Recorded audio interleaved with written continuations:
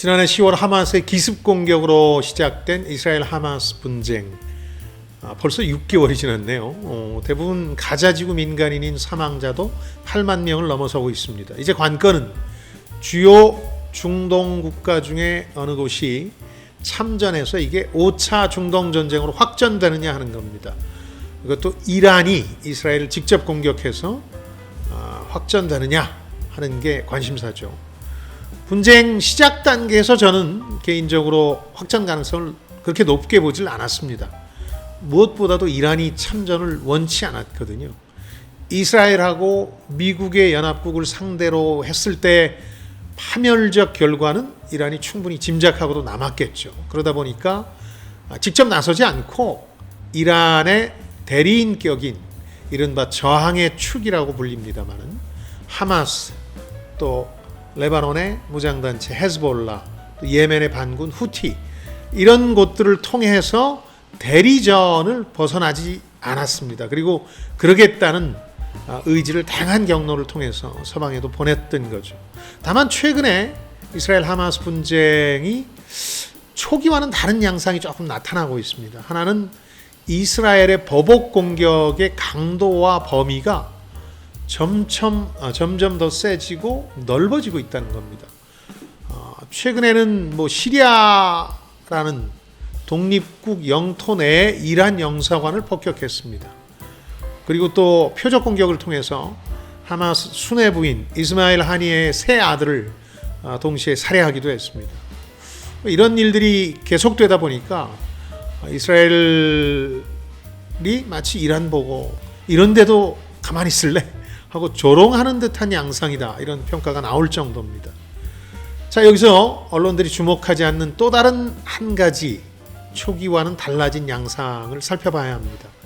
이스라엘과 미국의 동맹관계가 크게 흔들리고 있다는 겁니다. 국제 여론 때문이죠.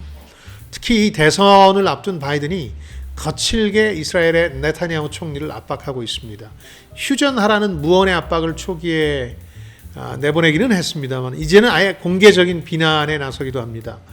최근에 그 척 슈머 민주당 상원 원내대표 연설을 통해서 간접적으로 레짐 체인지까지 얘기를 했으니까 정권에 변화를 줘야 되지 않겠느냐.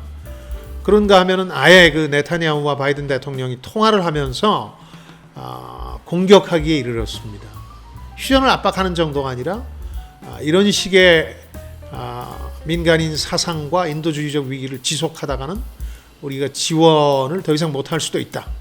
특히 지금 미국은 오바마 행정부 당시에 이스라엘에 약속했던 대규모 무기 판매 일정이 예정돼 있습니다. 아직 이걸 취소한다는 얘기는 안 하고 있습니다만 이것도 큰 미국으로서는 레버리지가 되겠죠. 이 상황이 여기까지 전개된 이유는 네타냐후 총리의 정치적 술수와 관련이 있습니다. 네타냐후는 이 전쟁을 통해서 자신의 정치적 위기를 극복하고 또 우파 연합정부의 생존을 도모하는 책략을 계속해서 써왔습니다. 분쟁이 6개월을 넘기면서 민간인 사상자도 상당히 늘고 인도적 위기가 발생하고 있는데, 그러다 보니까 국제적 여론도 보복의 수준을 넘어섰다면서 상당히 악화됐습니다. 이스라엘을 지원하는 바이든 행정부 입장에서는 대선을 앞두고 이게 부담스럽죠. 벌써 유권자, 특히 민주당 지지 유권자들 사이에서 이게 부정적인 영향을 나타내고 있다는 겁니다. 바이든은 더 이상 방관할 수 없고 이스라엘을 나서서 말려야 하는 입장입니다. 일단 공식적으로 이란은 이스라엘 공격을 시사한 상황입니다. 근데 아직도 저는 개인적으로 전면전 확대에는 부담스러워한다는 입장일 겁니다. 내부적으로는 그렇겠죠. 일종의 외부적인 압력은 가하되 내부적으로 전면전을 치를 각오가 되어 있느냐, 그건 아니라고 봅니다. 이란 내부에 한때 시위로 나타나기도 했던 반정부 이 군중도 많기 때문에 전면전을 치를 상황은 아니라는 생각이 들고요. 그러다 보니까 이 미국은 이걸 알고 이스라엘을 압박해서 휴전을 끌어내려고 하는 반면에 이란 보고는 또 이스라엘을 공격하지 말라는 이제 비공식 채널을 통한 압박도 벌이고 있습니다. 이른바 양면 작전을 펼치고 있는 건데요. 저는 개인적으로 이 조건부이고 임시이긴 하지만 휴전이 성사될 거라고 봅니다. 이런 상황까지 왔으니까 미국과 바이든 대통령이 이 부분에 대해서 강력한 의지를 보여주고 있기 때문에 조만간 임시이기도 하고 조건부이기도 하지만 휴전이 성사될 가능성이 높다고 봅니다. 우리가 중동 상황에 대해서 이토록 민감해야 되는 이유 단 한 가지 때문입니다. 바로 유가 때문이죠. 이스라엘이 시리아 이란 영사관을 폭격하고 또 하마스 수뇌부 세 아들을 표적 살해한 후에 실제로 국제 유가가 배럴당 90달러를 넘어서기도 했으니까 불안감이 커지는 건 맞습니다. 이란이 아마 이스라엘을 직접 공격하게 되면 당연히 100달러 선을 넘어서게 될 겁니다. 다만 그 잠정적으로라도 휴전이 성사가 되면 유가는 다시 떨어지고 안정이 될 가능성이 높기 때문에요.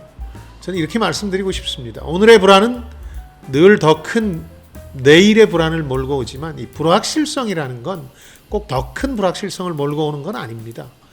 가끔은 확실해질 때도 있으니까 5차 중동전쟁이라는 더 큰 불안에 대해서 막연히 믿고 경제적 결정을 내리시면 안 되겠습니다. 자, 지금까지 김방희였습니다. 저는 여러분들의 성공을 응원합니다.